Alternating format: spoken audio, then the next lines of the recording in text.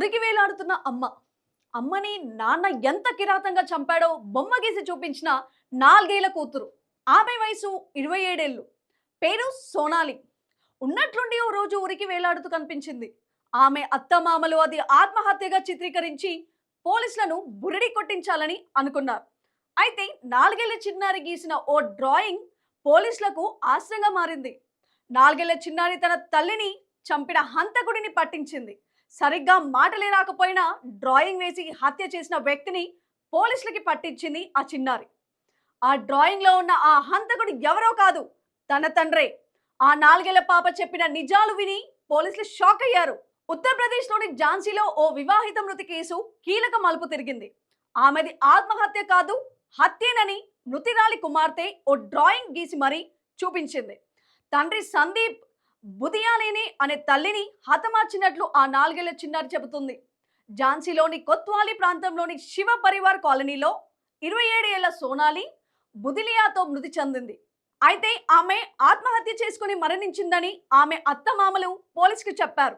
మృతురాలి కూతురు ధర్మిత ఒక డ్రాయింగ్ గీసి తండ్రి తన తల్లిని ఉరివేసి చంపిస్తున్నట్టు అందులో చూపించింది. నాన్నే అమ్మపై దాడి చేశాడు, ఆపై కావాలంటే నువ్వు చచ్చిపో అన్నాడు అని ఆ చిన్నారి మీడియాకి వివరించింది. అందుకు సంబంధించిన డ్రాయింగ్ ను చూపించి గతంలో కూడా చాలాసార్లు మా నాన్న తల్లిని చంపేస్తానంటూ బెదిరించినట్లు ఆయా చిన్నారి చెప్పింది.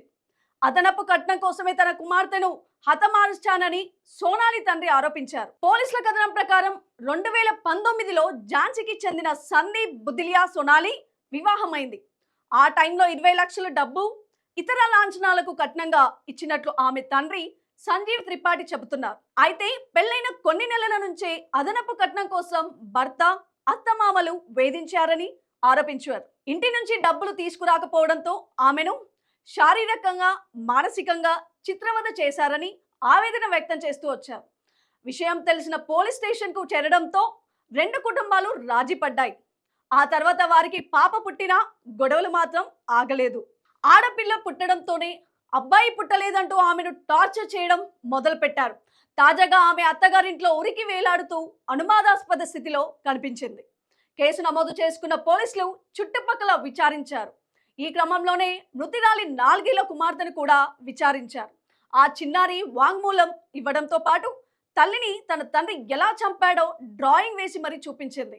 నాన్న అమ్మను కొట్టి ఉరివేశాడు, రాయితో తలపై కొట్టాడు, ఆపై గోనె సంచిలో వేసి దూరంగా విసిరేశాడు.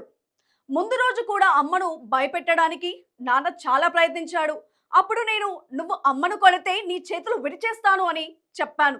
నాన్న ఎప్పుడూ అమ్మను కొడుతూనే ఉండేవాడు, అందుకే చచ్చిపోయింది, నన్ను కూడా కొట్టేవాడు అని ఆ చిన్నారి వివరించింది. అంతేకాదు, డ్రాయింగ్ వేసి మరీ చూపించింది ఆ చిన్నారి ఇచ్చిన వాంగ్మూలంలో రంగంలోకి దిగిన పోలీసులు పరారీలో ఉన్న పాప తండ్రి సందీప్ ను బదిలియాని అరెస్ట్ చేశారు. మిగిలిన నిందితుల కోసం గాలిస్తున్నారు.